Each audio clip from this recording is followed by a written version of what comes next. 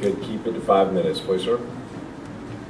Mayor Copenhaver and Commissioners, thank you for allowing me to speak in opposition to designating your downtown business district as a slum. When words no longer are required to carry their true meaning and devolve into meaning the opposite, all men and women should shudder, for in that immoral state, what is the meaning of right and wrong? Let's look to the Department of Community Affairs guideline on how to do urban redevelopment in Georgia. It cautions against this commission surrendering all of its authority to an agency or another authority.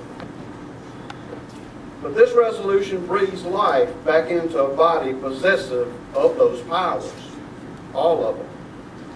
It said there needs to be public and private input, but that's gone missing in these proceedings. It says beware of conflicts if you have a downtown development authority. It says the redevelopment district can be a single parcel, not requiring over 1,000 of them and 595 acres.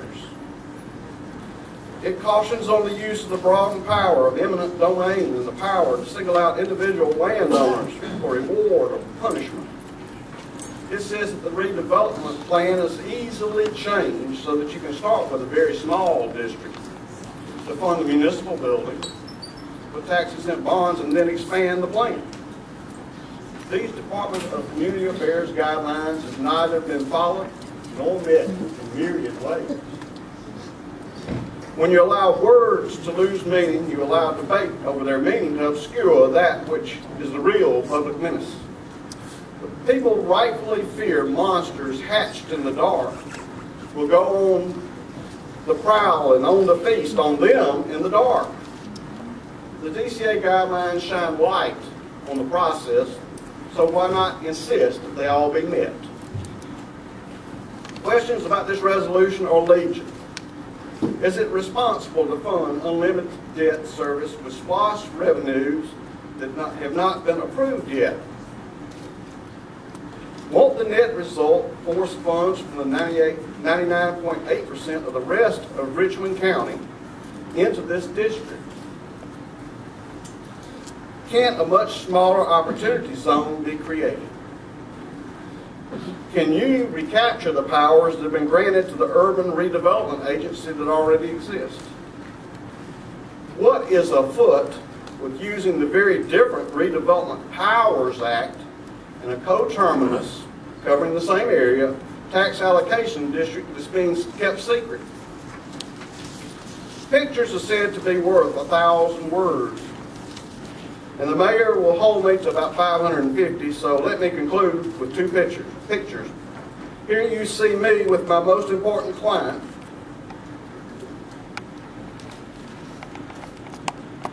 My mother.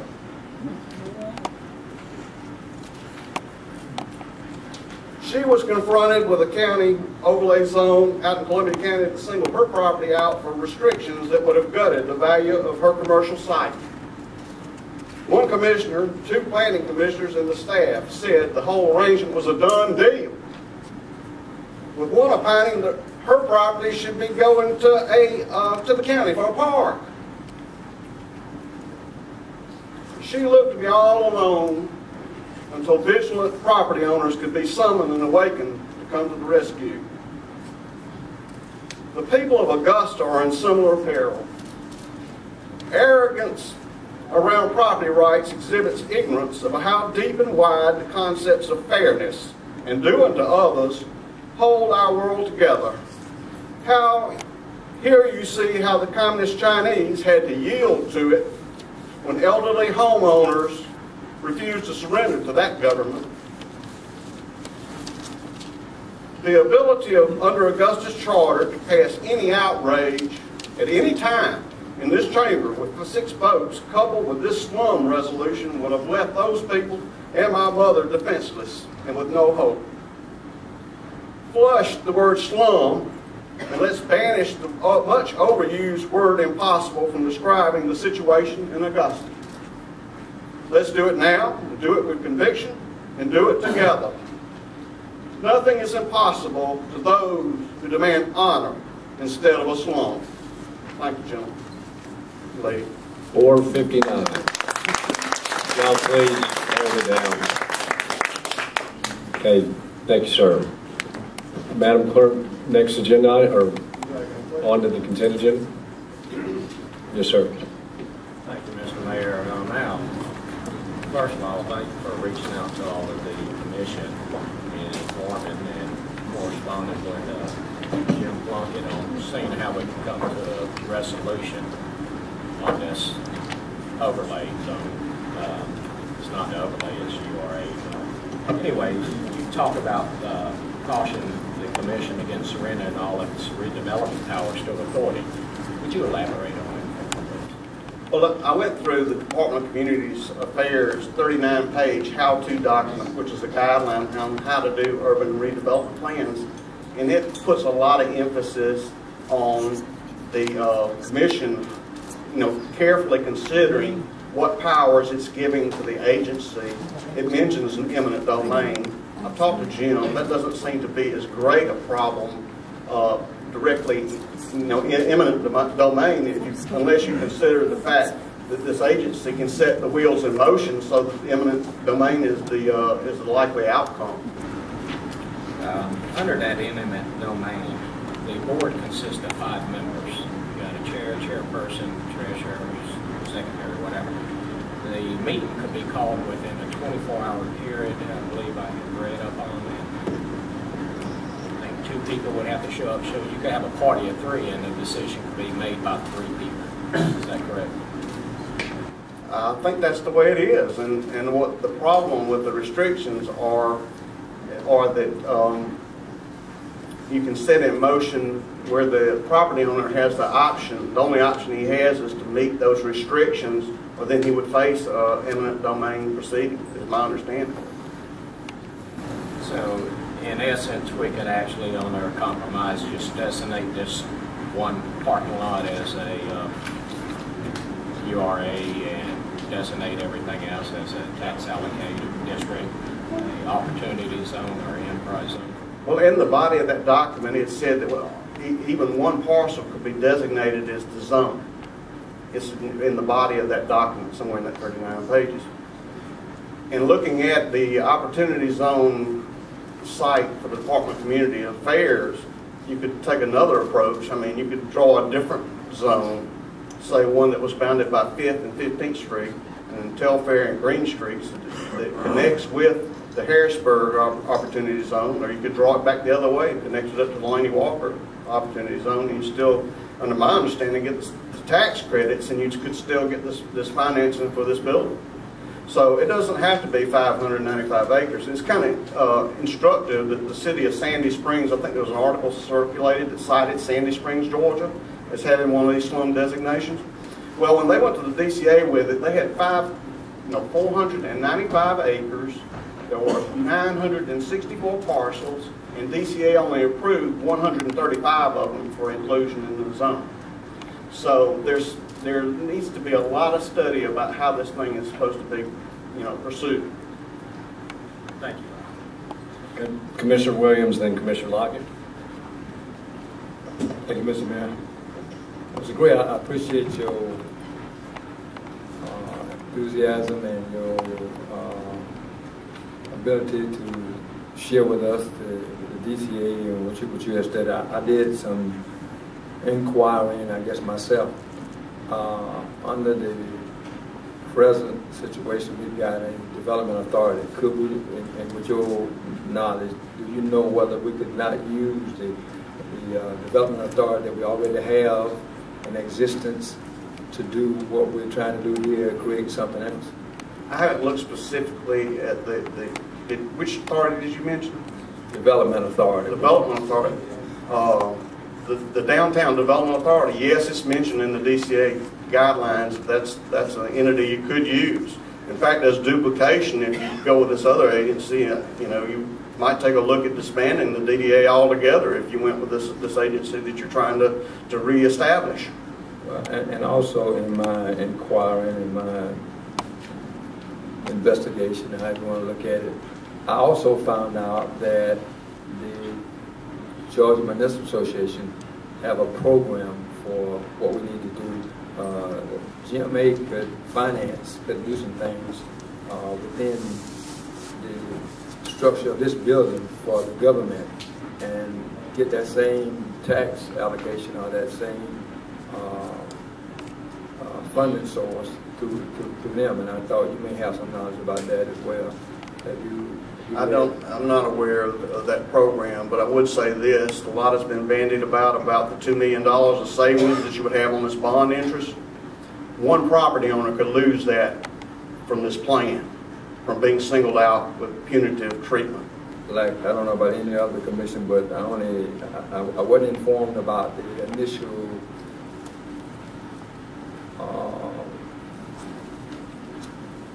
study that was being held and being proceeded before we got to this point here now. When it came out in the papers about the slum, I was not informed about. We were even trying to get it kind of got me a little bit jittery, and I think Jim Plunkett said to us that we would give up some power. I had an issue with that as well, because I don't want to give no power to nobody that I don't have to give it to. I mean, power is not gained without a struggle. I mean, anywhere you go. So to give up those powers or to tell somebody else they would have that ability to do that, which may leave this group out of the loop, really concerns me a lot. Well, you started out asking about public input, and it is just replete through the Department of Community Affairs document. You're supposed to have the input of all the property owners, the commissioners, the planning commission. You're supposed to reach out to everybody in the community before you start one of these things. You're not supposed to be presented with a resolution like this with no warning. This is not supposed to happen. Okay, Commissioner Lockett, then Mr. Smith, then Commissioner Mason. Thank you, Mr. Chairman. Mr. Gray, I really appreciate what you're doing, what you've done, and what I expect you to do in the future. Because a lot of this stuff is, we as commissioners, we don't really fully, thoroughly understand. We have to rely on what's being presented to us. And with this, when I first became aware of it, I knew it didn't pass the smell test. I don't support it. When we get to that agenda, I'm going to make a recommendation, and with the support of my colleagues, it's going to happen, that this thing go back to the drawing board, that we have public hearings, so that everybody, every concerned citizen, everybody on this body is fully aware of what we're trying to do. Now, like my colleague, Commissioner Williams said, we have lost enough power on this commission as it is. I'm not willing to give up any more at all. So I want to applaud you, and I hope that if we are able to have these work sessions, that you will be able to come back, because your knowledge is invaluable to us. Thank you so much. Commissioner Smith. Thank you, Mr. Chairman. Mr. Gray, I won't go into all that about thank you for being here. Everybody's already said all that, so I'll just get to the point. Is your group that you represent and the people here against the designation of the resolution of the term slum, or is it against the municipal building project altogether? Because those are two separate issues in my mind. We have an obligation to protect our employees and to provide a safe environment for them to work in. And if anybody who's been in our IT building for any business, when I go over there, I come out and I broke out in hives and I can't breathe for a little while because of the mold. And we have asked our employees to work in that environment for a long period of time. So I will not back down on the fact that we need to do this project to look out for our employees. And if we can do it at one time and save this community $1.whatever million, then that's a fiduciary responsibility I think each one of us embrace here to save money. Now, the other part about the slum designation, I'm kind of upset over that, and the fact that we have not been apprised that there are other ways to do this up until now. So I'm just curious, which part of this, or are you against all of it, or just one part? Well, I can't speak for anybody else because I got on this agenda of my own volition, and I love big and mega construction projects, and I love this city because when I set out on this process 2 years ago, I wanted to find the biggest examples of fraud, corruption, and mismanagement that I could possibly find, and I sure found a treasure trove in Augusta, Georgia. I promise you. You know, and I don't want to Brad asked that you tone that down. That's getting low. You've got control of the mic, Mr. Mayor. In terms of... I don't have an off switch. That's a good thing. To answer your question also about municipal building, I haven't looked at, you're adding another wing, it's a costly process. When you get into a building like this one that's old, you don't have the design drawings, that you have all kinds of issues about knowing what you're going to run into. And it's very costly. You know, I have on my company website, I've got a risk assessment page, and it says that a project like this one is going to be very expensive, and it's going to be very, very unpredictable as to what the costs are. So I'm not against building. I love seeing construction. It's just a huge opportunity for me personally. But I don't like to see tremendous amount of waste like I see down here. Thank you. Okay, Commissioner Mason. Thank you, Mr. Mayor, Mr. Gray. Just a couple of points. First of all, a point of clarification, if I could, Mr. Mayor. I think Commissioner Guilford, either yourself, had mentioned, I think Commissioner Guilford mentioned it, I think she has agreed that this board, URA board, could basically with 2 members start moving forward and making decisions. I don't think that's an accurate statement. Or 3. That door was open, Mr. Mayor. Mr. Plunkett could speak to that, what that consists of, just to make sure that we're clear on that aspect of it. And would it be, you know, we've still got the actual agenda? Well, I don't think well, to be perfectly honest with you, Mr. Mayor, I don't think we're going to do anything with that action item other than send it back. Because I don't believe there's a will on his body to do anything at this particular point. That word is very offensive to a lot of folks, and I don't think we're going to move anywhere on that today. But while he's here, I would hate for us to leave out of here today with the idea that perhaps this board could have that type of authority with such a few people. I think that's important to clear up at this point since it was brought up. Mr. Plunkett, are you in the building? I am. Mr. Plunkett. 2 things on the condemnation issue. One is that in order for the URA board to move forward with condemnation, there has to be a resolution by this board directing that. In addition, before any condemnation has to be done under the urban redevelopment laws, this commission has to make a finding or adopt a resolution. I sent this particular law to Mr. Gray. That law was adopted in 2006. The document he is citing to is 2005, so his date is a little bit old. Also, for point of clarification, this is not an opportunity zone designation. There's been a lot of discussion about that, and that is not what we're looking at here. So I just want to make sure that all the discussion, opportunity zones are inapplicable at this time. Possibly this board would want to adopt or ask the DCA for that designation, but that is not requested at this point in time. Thank you. Mr. Gray, I just wanted to, just to clarify that point. Well, I'd like to respond to that too. Okay. Okay. That's true. To have an order of condemnation, it would have to come before this body. But due to the charter of this body, anything, as we have seen, anything can come and get 6 votes at any time, even to the point of Mr. Plunkett here, as we've seen scribbling on a notepad as the vote's being made. Now, what property owner in their right mind would buy property in a jurisdiction like that? Because my mother had the protections in Columbia County. It had to go through committee, it had to pass committee, and it had to come before the Board of Commissioners. And that's where we stopped it. Because they had drawn a gerrymandered map. They even letters to the editor of the paper referencing the promises they were made against our property. So you know, you can say that this board has the final resolution, but when you can have 6 votes and have resolutions that are drawn up on a piece of paper while you're taking the vote, there is no protection there. Okay, and I'm just going to say, look, we've got a lot of other business to get to for this meeting. I would ask you, are you a Richmond County taxpayer? Where's your place of residence? My final resting place will be in Westover Cemetery, if that matters to you, sir. You ain't dead yet. Commissioner Mason, did you want to, and then I want to ask Mr. Russell, and then we really have the people's business of this county to get to beyond this. I understand, Mr. Mayor. This is important, though. Thank you, Mr. Gray.